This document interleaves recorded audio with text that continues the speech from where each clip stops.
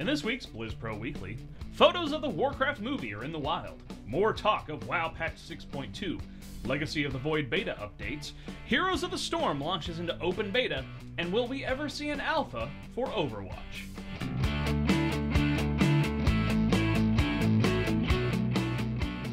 Hey guys, welcome to the newest episode of Blizz Pro Weekly. Now, as always, I am your host, Chris the Beard Arnone. This is our last brand new shirt we got from the Blizzard Gear store. And speaking of this right here, let's talk about World of Warcraft. Here's the beef. So fans who have not attended San Diego Comic-Con or BlizzCon have finally gotten just a little bit of a sneak peek at the Warcraft movie. Wired received an exclusive from Legendary Pictures and was able to show off not one, but two pictures taken from the movie showing the Orgrim played by actor Robert Kaczynski. Now, it's not the awesome teaser trailer we got to see at BlizzCon, but it should still give you an idea of why everyone is so hyped about the details that were shown during that trailer. As you can see in the picture, the orc is quite realistic, even if it's done in CGI, and from the trailer, the expressions that are given are quite lifelike. After all, this is the same special effects crew that has been bringing the Hulk to life in the new Avengers films. Now, we're hoping to see that a public trailer is going to come out in the next few months, since the movie is planned for a release on June 10th, 2016.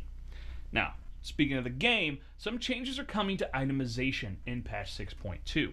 Personal loot is getting changed so that it will no longer be based on individual, which had the potential to give no one in your group any loot, but instead will be based on a similar system to group loot. It should determine how many members should receive loot, and the system will then reward members accordingly. Blizzard is also increasing the overall rate of reward in the system, as well as making set pieces drop more reliably. Now, the item level changes are also coming to Hellfire Citadel. Instead of item levels staying constant throughout the raid, they're going to increase the further you progress. So later bosses will drop higher item level gear. Now, this should hopefully make those later bosses still feel as rewarding as killing the first boss, while also giving you extra rewards and better items for overcoming more difficult challenges. Speaking of patch 6.2, for those who were hoping that flying would be added to Warlords, you're going to be quite disappointed. Lead encounter designer Ian Hazakostas was recently interviewed by Polygon and revealed that flying will not be happening in the next patch, or possibly ever. He said the designers really like players being unable to fly, and they wanted to keep them on the ground rather than letting them simply zip around the map and miss a bunch of content. He mentions that because of this, it's quite likely that flying will not happen in any future expansions either. Last but not least, Ian also dispelled the ridiculous rumors that patch 6.2 was going to be the last patch for Warlords. He also said that they want to make sure players don't get, another 13 months with no new content. Our take on all this is we really wish Blizzard would quit talking about taking so long to put out content and just do it. We've been hearing about faster content releases since before Burning Crusade came out. Come on, Blizzard, it's been nearly 10 years later and you're still trying to figure out how to do it a little faster. It's just fucking ridiculous at this point. Alright, enough World of Warcraft. Let's talk StarCraft.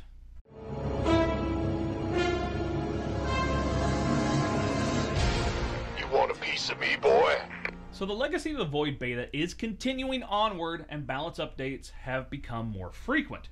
And this week, the Terran new unit, the Liberator, was added to the starport. Mech air and ground upgrades have been split again.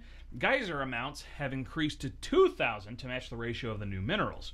Roach Burrow move now requires an upgrade again. Swarm Host does not burrow. Missile turret build requirements got changed back to the engineering bay. And this update is mainly focusing on the new Terran unit and how different races interact with this new unit and the changing Terran strategies. Alright, let's dig into Heroes of the Storm.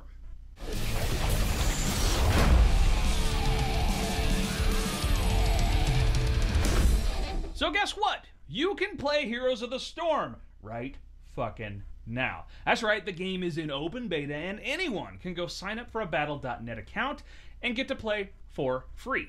Of course, with open beta comes a slew of new players and, at times, of course, some toxicity in the community. And if you've been playing Heroes through the alpha and the closed beta, just remember, there was a time when you were a dumbass noob as well.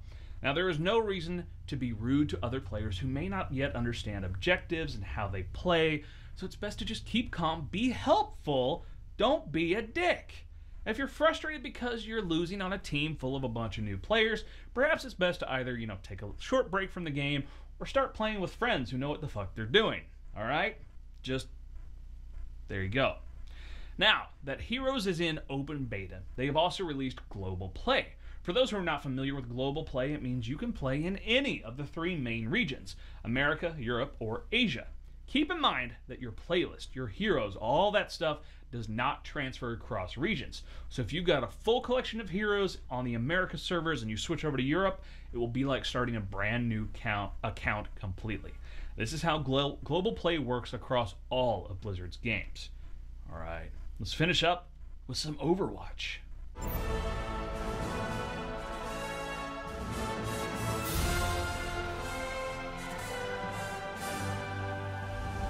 The world could always use more heroes.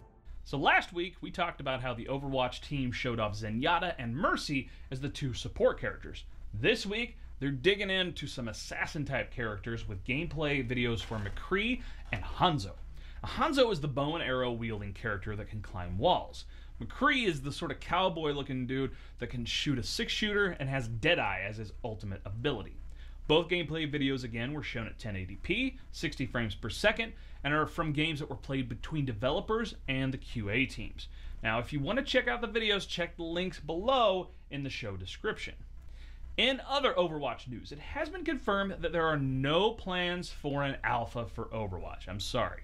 It seems that Blizzard was starting to use the alpha in both Warlords and Heroes of the Storm, but community manager Lylira made a post on the Overwatch subreddit that said they have no plans to do an alpha for Overwatch. Instead, they will just be focusing on releasing a closed beta expected to drop sometime in the fall this year.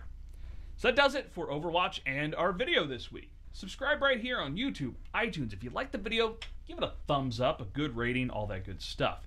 You want to check out BlizzPro TV. Listen and subscribe to all of our shows. There's the West March Workshop, the Hearthstone Power Hour, the Heroes Power Hour, and Real Life Respec.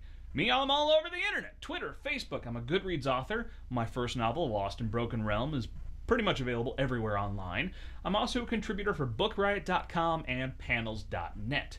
If you have a question, shoot us an email at askthebeard@blizzpro.com. And of course, check out blizzpro.com. It's got all the news, reviews, interviews, everything you need to know about Blizzard Entertainment games. Stay beardy, my friends.